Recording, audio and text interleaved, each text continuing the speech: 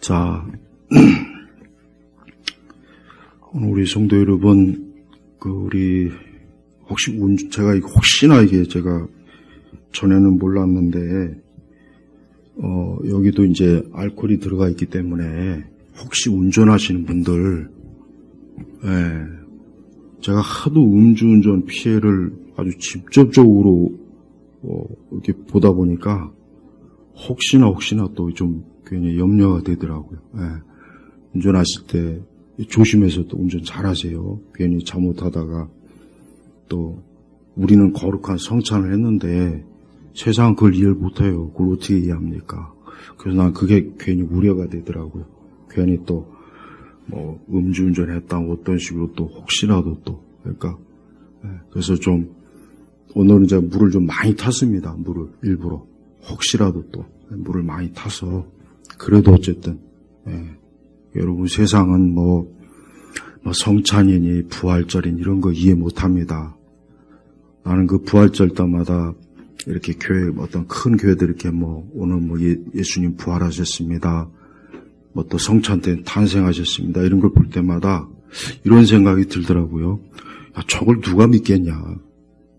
저런 건 그저 우리 그리스도인들이 믿는 거지.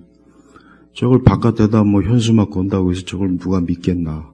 물론 또 혹시 모르죠. 또 하나님의 성령께서는 워낙 우리가 예측할 수 없는 역사를 하시니까 혹시 그걸 보고도 어떤 사람은 또 믿을 수 있는지 모르겠지만 이 성찬이나 부활절이니 예수님 탄생은 오직 믿는 사람들, 성령 안에서 거듭나고 중생한 사람들만 이걸 이해하고 깨닫지, 그렇지 못한 사람은 아무리 이걸 설명을 해줘도 이해를 못하고 그것을 알 수가 없습니다. 그래서 우리 성도들은 오늘 이 성찬을 통해서 내가 그리스도 안에서 이 믿음의 성장을 해야 된다 하는 이 교훈을 좀 모두 얻으시기 바랍니다. 자, 이삭은 이제 나이가 많아 눈이 어두워 잘 볼 수 없게 되었을 때 루터는 이때 이삭의 나이를 137세로 추정을 합니다. 137세. 요 나이 때 이제 이삭은 이제 180대 이제 생을 이제 마감했고, 근데 이제 이삭이 나이가 많아 눈이 어두워 잘 볼 수 없게 되었을 때 이제 이삭이 이제 이런 생각을 했던 겁니다. 야, 이제 내가 살 날이 얼마 남지 않았구나. 야, 그러면은 내가 죽기 전에 내 큰아이 에서에게 축복 기도를, 하나님의 축복을 비는 그런 기도를 해야 되겠구나 하고 이런 생각을 했던 겁니다. 그래서 느닷없이 에서를 불러다가 좀 나를 위해서 맛있는 고기를 좀 사냥을 해서 음식을 좀 갖다 바쳐라. 내가 너에게 마음껏 축복을 하겠다 하고 이제 에서를 불러서 이제 그러한 말을 한 겁니다. 자, 근데 문제는 우리가 이미 알다시피 하나님께서는 큰 자가 작은 자를 섬기리라 하고 그랬단 말이에요. 이미 이거는 리브가도 아는 거고 이삭도 아는 거예요. 자, 그런데 이삭은 지금 어때요?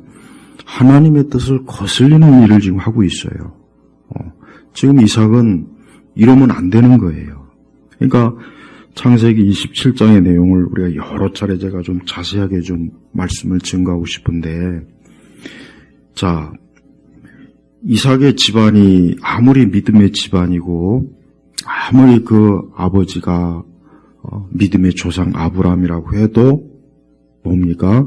하나님의 말씀을 어긋나서 살면은 절대 복될 리가 없는 거를 이 창세기 27장은 아주 명확하게 보여주고 있어요. 이건 우리 성도들이 반드시 잘 알고 있어야 돼요. 이삭은 지금 굉장히 심각한 지금 죄를 짓고 있어요. 뭐냐? 하나님께서 분명히 뭐라 그랬습니까? 큰 자가 작은 자로 섬기리라 그랬어요. 쉽게 얘기하면은, 그러니까 큰 자가 작은 자. 그러니까 뭡니까? 에서가 장자의 복을 받으면 안 되는 거예요. 그걸 줘서도 안 되는 거예요. 그런데 어때요? 지금 이삭이 어땠습니까? 이삭은 자기 마음대로 하고 있는 거예요. 그 이삭은 지금 에서를 평소에도 좋아했고 늘 에서가 마음에 들었고 그래 저 아이가 장남이니까 장자의 그 당시 뭐 우리나라도 마찬가지지만 옛날엔 항상 모든 걸 장자에게 다 멀어졌단 말이에요. 그러니까 마땅히 장자에게 복을 줘야지 하나님의 복을 빌어줘야지 하고 인간적인 생각으로 지금 이삭이 어때요? 에서에게 축복 기도를 하려고 한 거란 말이에요. 그러니까 이게 문제라고요. 이게 문제라고요. 여러분 이삭이 나이가 많이 들었어요. 이삭은 사실 경건한 사람입니다. 경건하게 하나님을 경외하고 사랑하고 또 성품이 조용해요. 그리고 이삭의 장점이 뭐냐? 남하고 싸우려고 하질 않아요. 이삭은 굉장히 온유한 성품이에요. 그렇게 막 우물 가지고 그렇게 시비 걸어도 웬만하면 그냥 한판 해보자 이럴 법도 한데 이삭은 어때요? 굉장히 온유해요. 참 좋은 성품이죠. 이건 우리 성도들이 꼭 받아들여요. 이 쌈딱들은 절대 안 됩니다. 이 교회 안에 교회를 다니면서도 이 쌈딱 기질이 있는 사람들 정신 똑바로 차려야 돼요. 똑하면 시비 걸고 음해하고 뭔가 악한 짓들 하는 그 쌈딱들 그 사람들이 또 교회 안에도 그런 사람들이 있어요. 그러니까 그런 사람들은 좀 정신 똑바로 차려야 되는 거예요. 이삭은 굉장히 어때요? 온유하고 겸손해요. 그러나 이삭이 참 결정적으로 큰 잘못된 큰 실책, 큰 불순종이 뭐냐? 지금 에서에게 축복을 하려고 한 겁니다. 바로 이게 문제예요. 여러분 우리 성도들이 몸은 늙고 혹 우리가 나이가 든다 해도 영적으로 어두워지면 안 되는 거예요. 영적인 총명이 어두워지면 안 돼요. 이건 아주 중요해요. 젊을 때는 경건하게 신앙생활 잘하다가 나이가 들어서 갑자기 이상하게 신앙에 변질되고 왜곡되고 근데 의외로 이런 분들이 상당히 많이 있어요.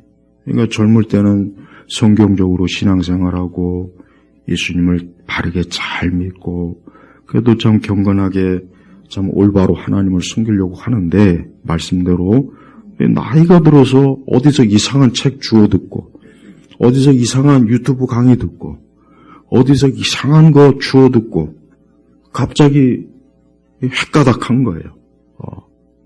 이런 일들이 굉장히 많아요.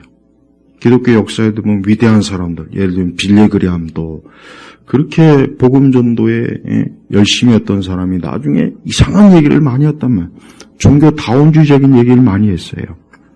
또 뭐 존 스토트도 뭐 나중에 뭐 지옥이 없다는 운동.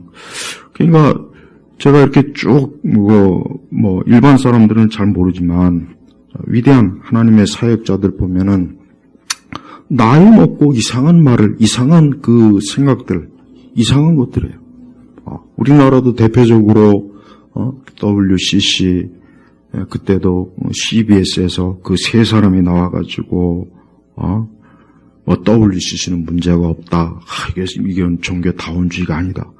그런 방송을 해버렸어요. 그러니까 그런 사람들 때문에 얼마나 많은 교회, 얼마나 많은 목회자들이 저렇게 엄청난 큰 교회를 목회하는 목회자들이 뭐 문제가 없다는데 뭐 어떠냐? 그러니까 망령된 짓을 하더라고. 그러니까 나이 들어서 망령된 신앙, 그러니까 나이가 들어서 아주 이상한 신앙으로 변질되는 사람이 많아요. 이런 거 조심하셔야 돼요. 젊은 시절에 바른 신앙, 바른 교리, 바른 성경적 교훈을 잘 받아들였으면은 끝까지 그것을 지키고 그 신앙을 잘 유지해야지. 제발 좀 변하면 안 된다고요. 그러니까 꼭 이상하게 나이를 먹고서 제가 아까 분명히 얘기했어요.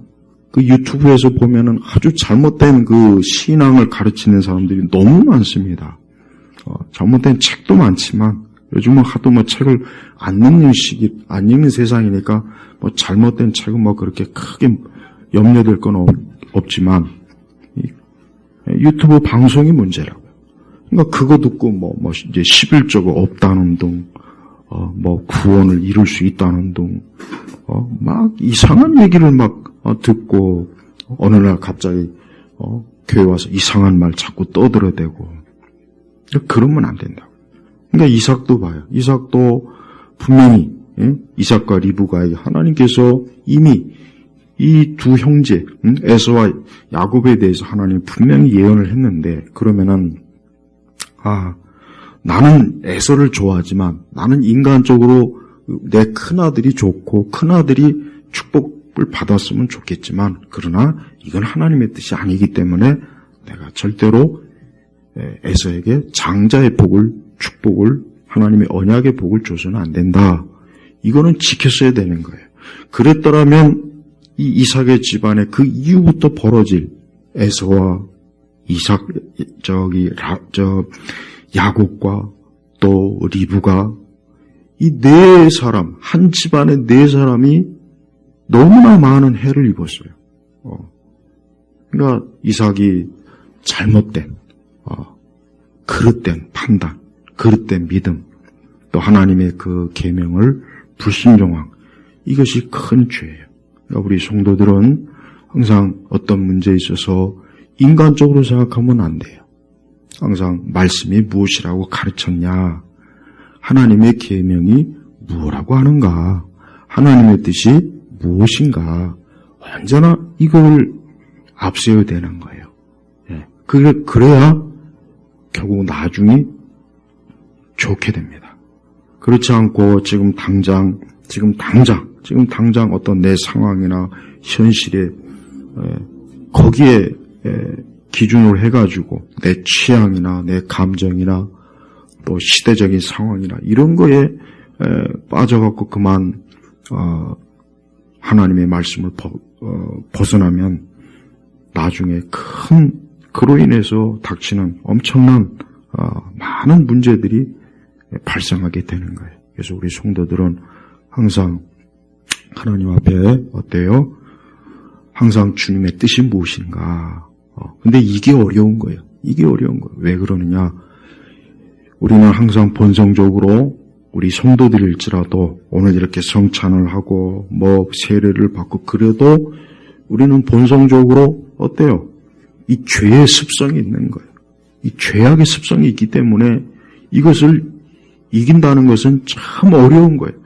계속해서 우리가 영적으로 어때요? 깨어 있어야 되고 말씀에 기도와 깨어 있어야 그래야 이런 것들을 이길 수가 있는 거예요. 그렇지 않고 분명히 이삭은 여기 나와 있는 것처럼 나이 많아 눈이 어두워 잘 볼 수 없게 되었을 때 이삭이 이제 나이가 많으니까 눈도 어두워지고 분명히 여러 가지 혹시나 정신도 오락가락한 거 아닐까 그런 생각도 들어요. 하지만 우리 성도들이 영적인 총명이 어두워지지는 말아야 돼요. 나이가 들어도 늙어도 시간이 가도 영적인 총명이 잃지 말고 하나님의 진리의 말씀 그대로 있는 그대로 말씀을 믿고 따르는 그런 신앙으로 가야 되는 겁니다. 두 번째 이제 리브가예요. 어떤 주석가가 이런 얘기를 했습니다. 리브가는 굉장히 잘난 척하고 이기적이고 또 하나님의 길이 아닌 자기의 길을 갔다. 어떤 주석가가 이렇게 아주 리브가에 대해서 굉장히 참 날카롭게 리브가를 비판했어요. 리브가는 지금 이삭이 그 에서에게 장자의 축복을 주려고 하는 것을 어떻게 엿듣게 된 것 같아요. 그러니까 이제 리브가 입장에서는 이거 안 되겠구나. 근데 리브가가 지금 이 이삭이 그 남편 이삭이 에서에게 장자의 축복 기도를 주려고 하니까 리브가 입장에서는 리브가는 야곱을 항상 편애했다고 했다. 그러니까 이삭은 에서를 편애하고 리브가는 야곱을 편애한 거예요. 그러니까 리브가가 아니 저 장자의 축복을 우리 야곱이 받아야지. 그러니까 리브가는 사실 이 말씀에 보면 나오겠지만은 리브가는 어떤 영적인 그런 그 목적도 없어요. 리브가 자신도 분명히 둘째 야곱이 하나님의 장자의 축복을 받을 거라는 그 약속의 말씀은 알고 있겠지만은 그런 목적을 가지고 한 것도 아니에요. 또 그냥 나는 에서보다는 야곱이 좋으니까 야곱이 좀 하나님의 축복을 받았으면 좋겠다. 그냥 이 한 가지 이제 맹목적으로 야곱에게 올인을 한 거예요. 그래서 리브가가 어떤 꾀를 쓰느냐, 그 아버지, 그러니까 이삭이 지금 나이가 많고 눈도 어두니까 앞을 분간할 수 없으니까 그래 속이자. 그래 보이지 않으면 일단 보이지 않으니까. 그러니까 야곱을 불러다가 너희 지금 아버지가 이삭을 그러니까 에서를 지금 축복하려고 하는데 이거 안 된다. 네가 축복을 받아야 된다. 해가지고 막 야곱을 막 설득해가지고 형처럼 꾸미고 해가지고 막 그냥 지금 두 모자가 어때요? 거짓된 속이는 죄를 지금 꾸미고 있는 거예요. 근데 야곱은 또 겁이 나죠. 그러다가 아버지한테 축복은 고사하고 저주받으면 어떻게 할까? 이런 걱정을 하니까 리브가가 굉장히 독한 말을 해요. 13절에 어머니가 그에게 말하길 내 아들아 너의 저주는 내가 받겠다. 오직 너는 내 말을 듣고 가서 나에게 가져오너라. 이 리브가가 참 하와같이 참 어리석은 여인입니다. 이 리브가도 왜 이렇게 젊을 때는 총명하다가 리브가도 지금 나이가 들어서 그런지 영적인 총명을 잃어버렸어요. 뭐라고 합니까? 너의 저주는 내가 받겠다. 난 리브가가 어리석은 그 여인의 대표적인 모형이라고 생각해요. 지금 리브가는 해서는 안 될 말을 했어요. 사실 이것 때문에 결국은 어때요? 나중에 보면 알겠지만 리브가는 이제 야곱을 영영 못 봐요. 영영 못 봅니다. 야곱이 이제 자기 오라비 집으로 보내버린다고요. 막 형제들 간에 이제 사륙 전쟁이 일어날 것 같으니까 야곱을 빨리 보내요. 그것으로 끝이에요. 리브가는 단 며칠 조금만 좀 있다가 다시 보겠지 하고 했지만은 결국은 그것으로 야곱은 이제 리브가는 살아생전에서는 자기 둘째 그 사랑하는 야곱을 보지를 못합니다. 지금 이것도 모르고 있어요. 또 이로 인해서 야곱이 얼마나 그 삼촌 야곱보다 훨씬 단수가 높은 그 사기꾼한테 20년이 넘도록 아주 죽도록 고생하지 않습니까? 이런 걸 만약에 리브가가 알았더라면 과연 이런 짓을 했을까요? 그래 리브가의 또 큰 어리석음이 뭡니까? 자, 분명히 하나님께서 리브가 본인이 가장 잘 알죠. 분명히 하나님은 이 둘째에게 하나님께서 언약의 축복을 주고 이 야곱이 분명히 아브라함의 그 언약의 대표자로 하나님이 세울 거다. 그렇으면은 하나님이 하시는 말씀이면은 하나님이 이루시는 거예요. 그렇죠? 하나님이 말씀하셨는데 하나님이 그 약속의 말씀을 못 이루시겠습니까? 하나님은 전지하고 전능하신 분이에요. 근데 리브가가 어때요? 너무나 인간적인 거예요.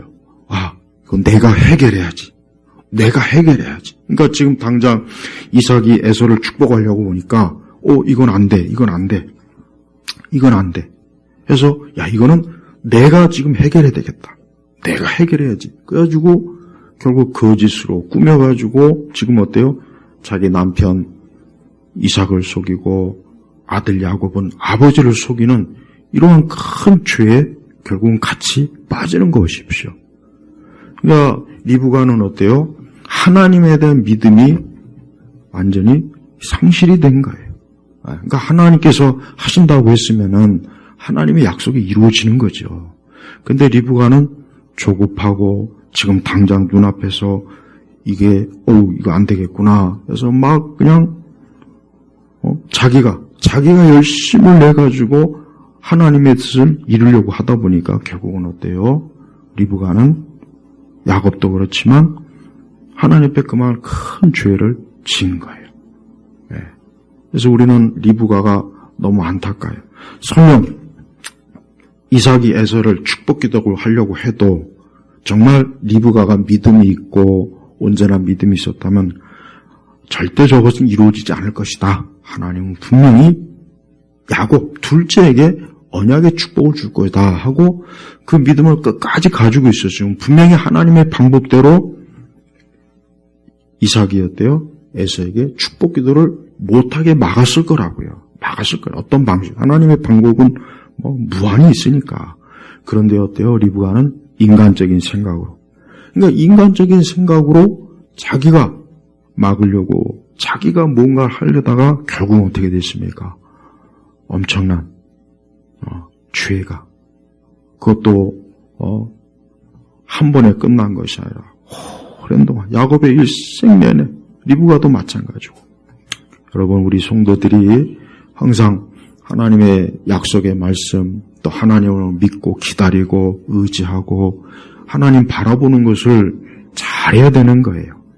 그 믿음이 있다는 것은 어때요? 믿음이 있다는 것은 서둘지 않는 겁니다. 서둘지 않고 혹 지금 내 눈앞에 혹 좀 이런 게 보여도 분명히 하나님께서 바꿔주실 거야. 하나님께서 분명히 변화시켜 주실 거야. 하나님의 뜻이 있을 거야 하고 하나님을 끝까지 신뢰하고 믿는 거예요. 그러니까 리브가가 그랬으면은 얼마나 좋았겠습니까? 리브가가 그랬더라면 이 이삭과 리브가 또 에서와 야곱이 그 이후에 많은 고통과 어려움으로 고생을 하지 않았을 거라고요. 그런데 어때요? 그만 리브가가 설령 이삭이 그랬다 해도 물론 이삭이 애초부터 그러지 않았으면 더 좋았겠지만 그러면 리브가라도 어때요? 올바른 믿음을 가지고 하나님을 잘 그렇게 섬겼더라면 참 그래도 최악의 잘못된 그런 상황에 빠지지 않았을 것이고 하나님이 분명히 또 그 모든 걸 막아주었을 거란 말이에요. 여러분 이렇게 설령 그래요. 이삭과 리브가는 서로 부부예요. 근데 제가 목회하면서 가만히 보면은 둘 다 똑같이 밀어납니다. 둘 다 똑같이 믿는데 둘 다 똑같이 밀어난 경우가 너무 많아요. 난 그걸 정말 많이 봤어요. 그러니까 남편이 좀 지혜롭던가 아내가 지혜롭던가 둘 중에 한 사람이 지혜로우면 참 좋은데 난 이제까지 한 번도 그건 못 봤어요. 내 목회에서는. 둘 다 똑같이 밀어나고 똑같아요. 그러니까 이삭도 밀어나고 리브가도 밀어나요. 그러니까 둘 중에 한 사람만이라도 리브가가 차라리 바른 믿음을 가지고 있으면 이삭에게 가서 자기 남편한테 이것은 하나님의 약속을 어긋나는 거 아니냐? 왜 에서에게 축복 기도를 하느냐? 이건 하나님의 뜻이 아니지 않냐고 단호하게 얘기를 하든지 아니면은 설령 이삭이 저렇게 잘못된 일을 해도 분명히 하나님이 막으실 것이다. 이런 믿음을 가지고 있든지 이래야 되는데 어때요? 리브가도 이삭도 자기 마음대로 하고 리브가도 자기 마음대로 하는 거예요. 이러니까 결국은 어때요? 이 집안이 그냥 콩가루 집안이 돼버리는 거예요. 아무리 믿음의 집안이요, 믿음의 조상이라고 해도 하나님의 말씀에 불순종하면은 하나님은 절대 그걸 내버려 두지가 않습니다. 그러니까 우리 부부끼리 잘 믿는 우리 성도들이 있으면은 둘 중에 한 사람이 좀 잘못돼도 한 사람은 제정신 가지고 있으라는 얘기예요. 사람은 완전하지 못하니까 혹 실수할 수도 있고 잘못할 수는 있어요. 그렇지만 둘 중에 한 사람은 이것은 하나님의 뜻이 아니야. 이거는 아닌 것 같아. 하고 그렇게 좀 부부 사이에 서로 신앙적으로 이렇게 해줄 필요가 있는 거예요. 근데 여기서 보면 이삭이나 리브가나 둘 다 똑같이 영적으로 자기 파멸로 달려가는 모습을 보십시오. 우리가 여기서 볼 때 이삭도 어리석었지만 리브가도 어리석은 거예요. 그리고 리브가는 또 뭡니까? 너의 저주는 내가 받겠다. 여러분, 리브가는 지금 자기 아들 에서가 하나님을 경외하고 하나님을 사랑하는 걸 가지고 차라리 하나님께 주여 에서가 받을 저주를 내가 받겠으니 에서를 구원하시옵소서. 이런 기도를 해야죠. 이게 정상이지. 어떻게 죄짓는 일에 자기가 저주받겠다고 자청을 합니까? 우리 부모님들은 자기 자녀들이 아직 회심하고 거듭나지 못했으면 내가 차라리 우리 아이의 저주를 받겠습니다. 나를 그 저주를 아이의 저주를 내게 주시고 우리 아이를 구원하소서. 이렇게 하나님 앞에 기도해야 되는 거예요. 이렇게 리브가는 그런 기도는 할 줄 모르면서 지금 엉뚱하게 사실 야곱도 어떻게 보면 그 엄마 때문에 피해를 본 거예요. 야곱은 엄마 때문에 사실 피해 본 거예요. 물론 야곱 자체도 굉장히 꾀가 많고 교활한 그런 사람이라 하지만 누가 먼저 이 모든 걸 제시했습니까? 그 엄마 리브가가 그렇게 하자고 한 거예요. 그리고 사실 야곱은 좀 주저주저했어요. 그랬다가 괜히 걸리면 어떻게 합니까? 그러니까 리브가가 단호하게 그런 거 아니에요. 걱정하지 마라. 혹 일이 잘못돼서 저주받으면 내가 받을 테니까 넌 걱정하지 마. 그러니까 이 모성이라는 게 참 어쩔 때는 좀 무서워요. 무섭기도 해. 근데 잘못된 거예요. 이런 건 좋은 게 아니라고. 차라리 자기 아들 에서가 아직 하나님 믿지 않고 하나님을 경외하지 않으니까 저 아들을 받을 저주는 내게 주시고 저 아들을 구원하소서. 이렇게 했더라면 얼마나 참 좋았겠습니까? 그런데 그렇게 하지 못한 거예요. 우리는 이 리브가나 이삭을 볼 때마다 아무리 경건한 아버지를 두고 또 아무리 믿음의 조상의 집안이랄지라도 이렇게 어때요? 마귀의 유혹과 미혹과 불신앙이 가득할 수 있다는 걸 항상 염두에 둬야 돼요. 그래서 우리 자신의 가정과 믿음이 언제 어느 때 어떤 시험이나 어떤 유혹이나 어떤 미혹이 올지 모른다. 그래서 항상 영적으로 어때요? 잘 경계하고 하나님을 경외하는 그러한 일에 늘 스스로 나는 완전하다 생각하지 말고 나는 완벽하다 생각하지 말고 나는 내 믿음에 문제가 없다 이런 생각하지 말고 항상 겸손하게 어때요? 하나님 경외하고 늘 혹시라도 실족하지 않을까 조심조심 할 수 있는 그런 그 믿음의 자세를 갖는 게 굉장히 중요합니다. 자, 이제는 야곱을 보겠습니다. 사실은 야곱도 굉장히 어때요? 욕심이 많죠. 욕심도 많고 이 벌써 어때요? 형을 속여서 그 장자의 그 장자권을 사실 샀잖아요.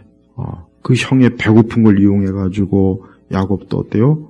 굉장히 좀 좋지 못한 그런 전력이 있어요. 그러니까 야곱도 평소에 어때요?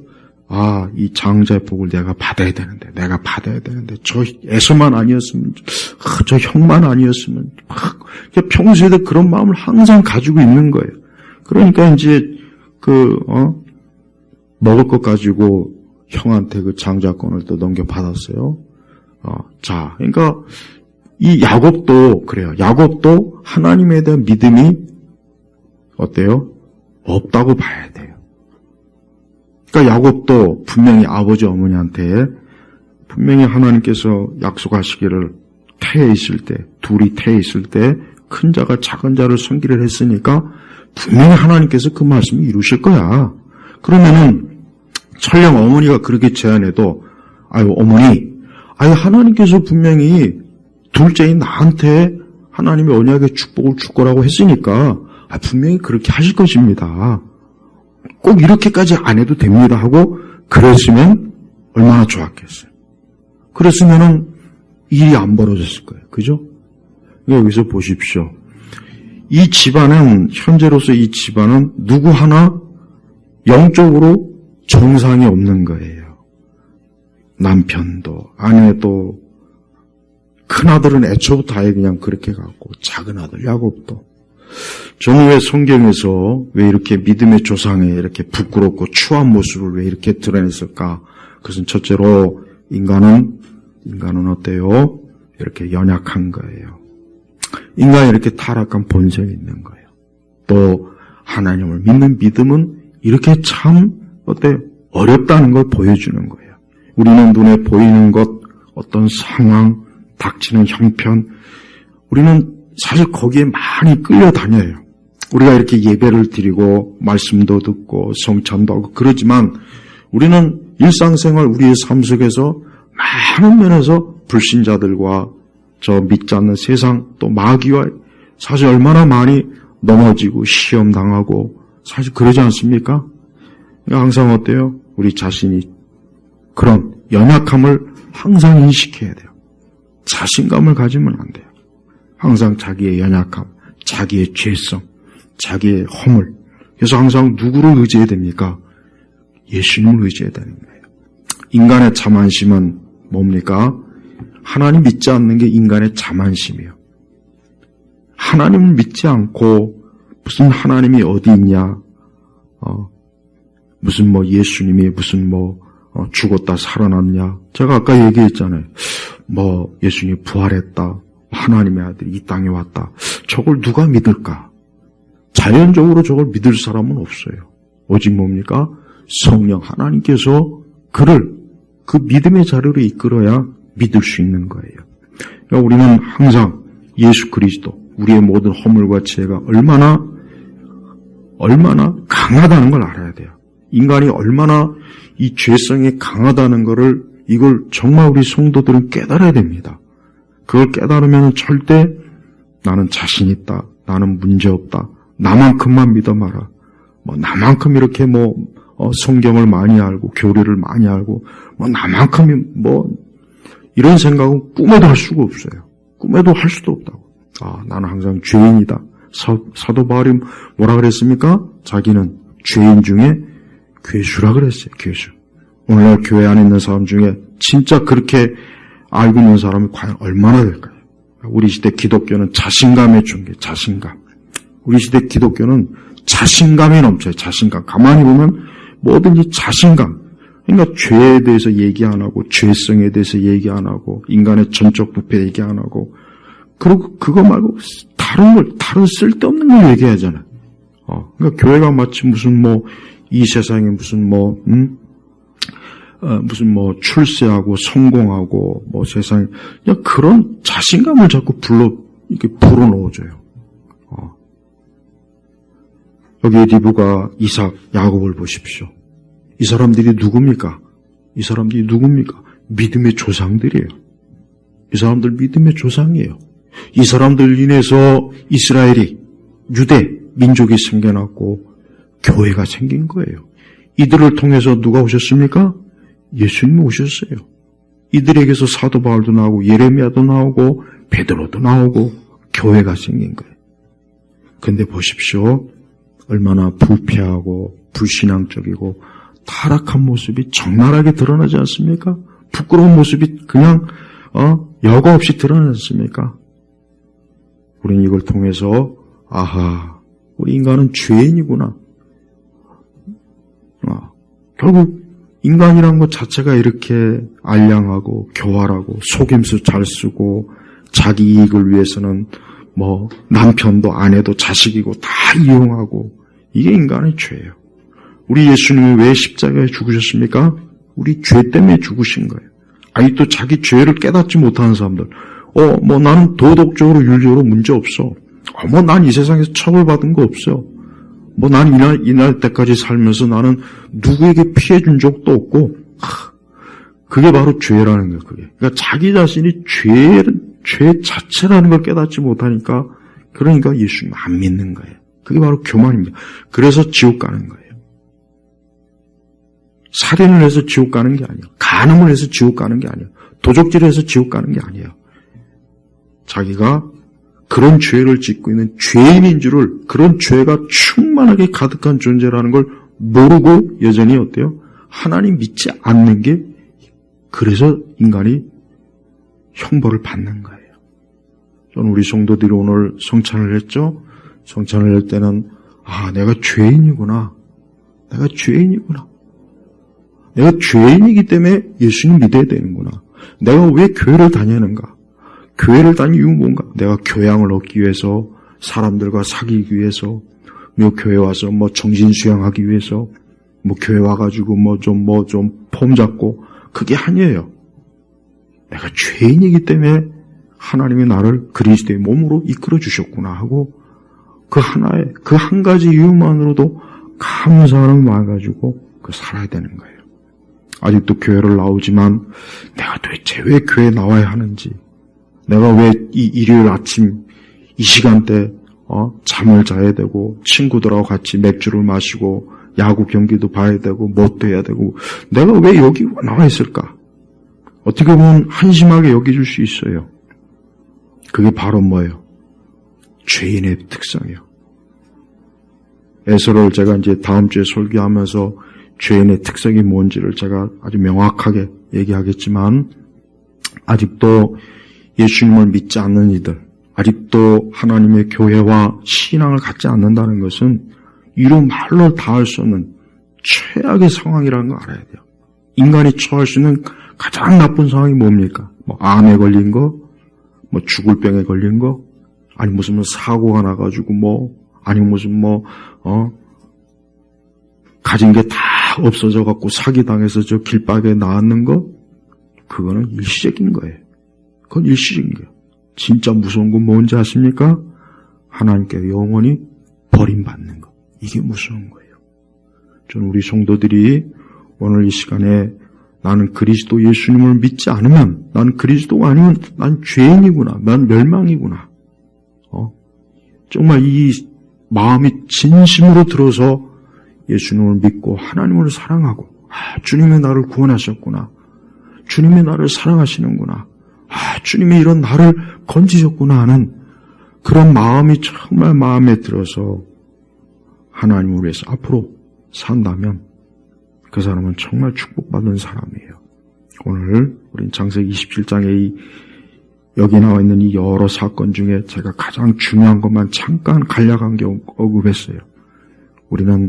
나는 과연 그리스도를 믿고 의지하고 있는지, 아니면 여전히 내가 그리스도를 왜 믿어야 되는지 모르고 그냥 와 있다면 오늘 이 부분에 대해서 다시 한번 하나님의 말씀으로 깨닫고 그리스도께 돌아오실 주의 이름으로 축복합니다.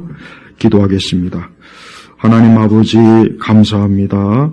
오늘 특별히 성찬을 통해서 하나님 앞에 참 귀한 우리 주님의 그 대속의 그 피 흘리심과 그 거룩한 십자가의 사역을 통해서 우리가 하나님께 받아들여지는 그 감사한 은혜를 얻습니다. 오늘 이 자리에는 우리 온 교우들, 말씀을 듣는 모든 이들이 오직 주 하나님의 그 구원의 사랑을 받는 믿음을 갖게 하소서. 예수님의 이름으로 기도 올렸습니다. 아멘.